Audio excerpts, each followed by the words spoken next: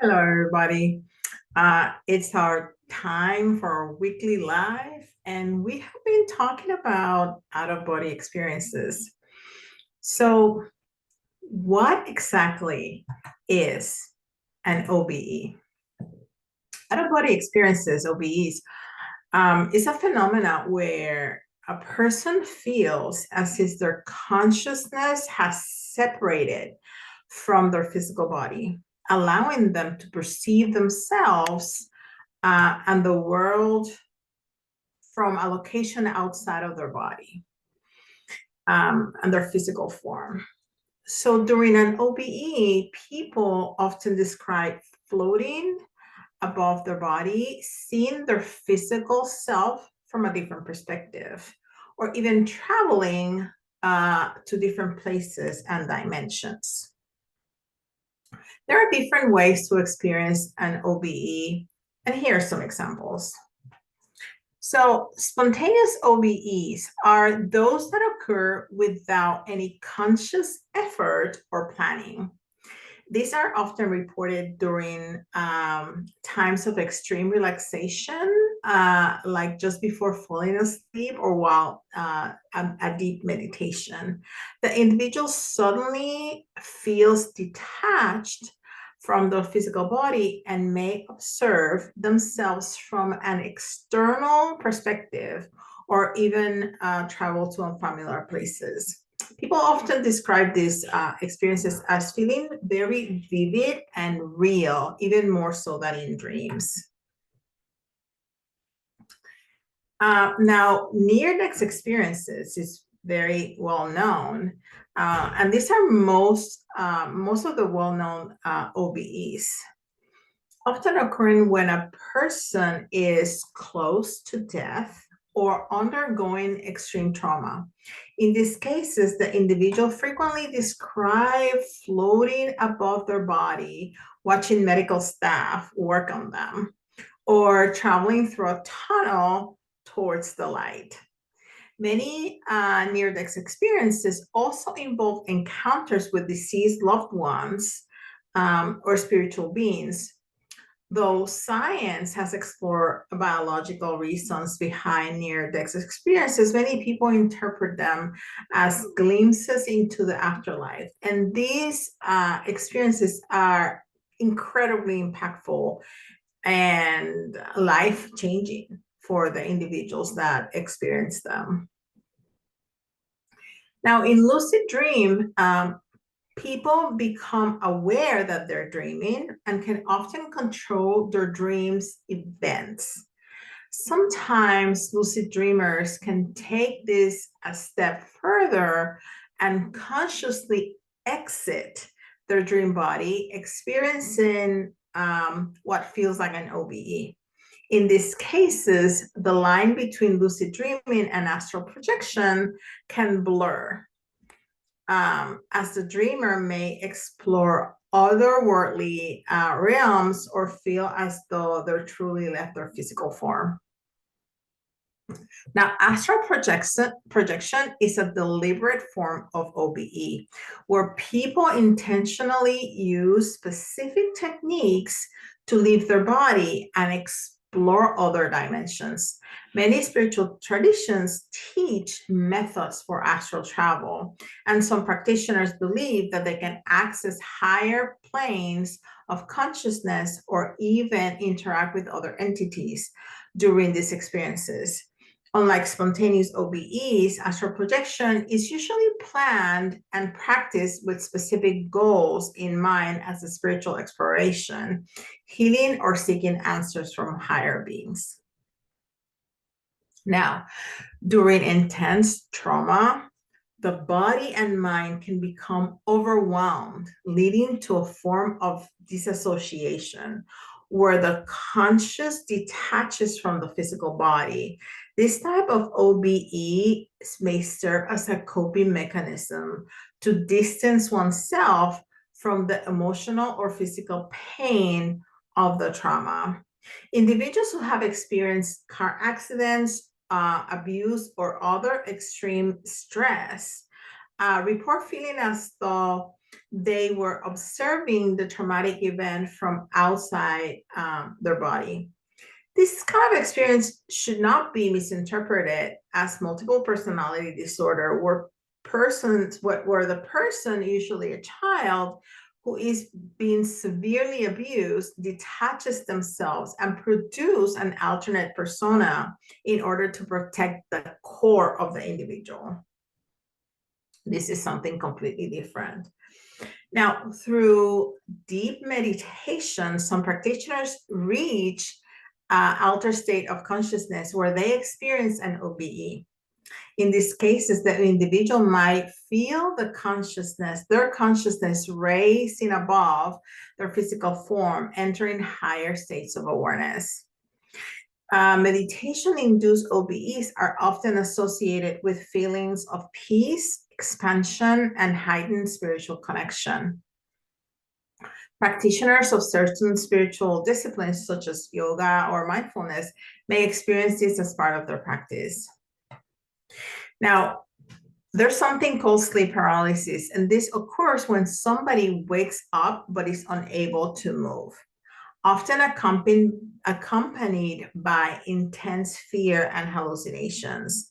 In some cases, individuals in sleep paralysis report OBEs, feeling as though they have left their body while still being conscious of the fact that they cannot physically move. This type of OBE can be disorienting and frightening, as the person is often fully aware of their surrounding but is unable to control their physical body.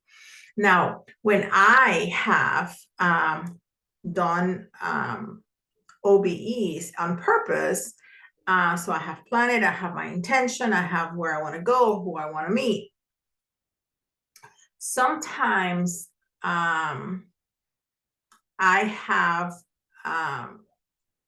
experienced sleep paralysis when I return too quickly. And I think what happens is that the physical body needs a little bit of time to kind of readjust.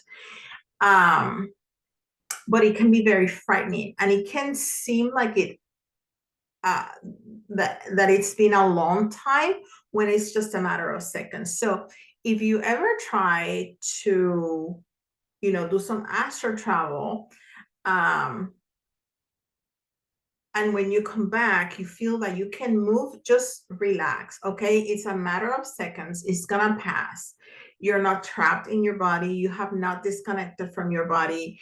It can be very frightening, but if you know what's going on, if you know that it can happen, just relax, just breathe through it, because your body's gonna catch up very quickly and you'll be able to move in just a few minutes, okay? So just relax. If you go into a panic, it's just gonna make it worse. So relax. Shamanic practitioners intentionally induce OBEs to communicate with spiritual entities, ancestors, or guides, and to explore spiritual realms for healing or guidance. This is often done in a trance-like state, aided by drumming and chanting or other ritualistic practices. Shamans believe that by separating their consciousness from their physical body, they can access realms of knowledge and power not available in the ordinary physical world.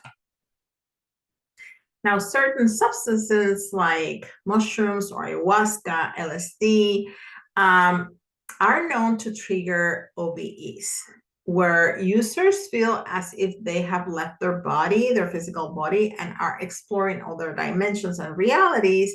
These experiences can vary greatly depending on the substance, the person's mental state, and the environment.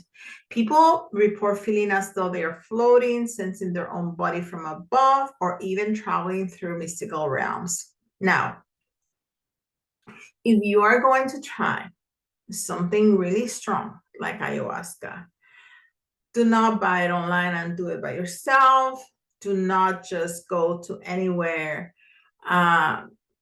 Make sure that you contact a very experienced shaman, and that they're going to give you something that is trustworthy. and that's not gonna mess with you.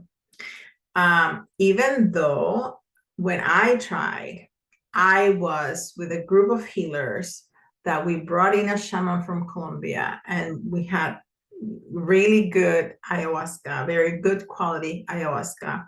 I had a horrendous experience.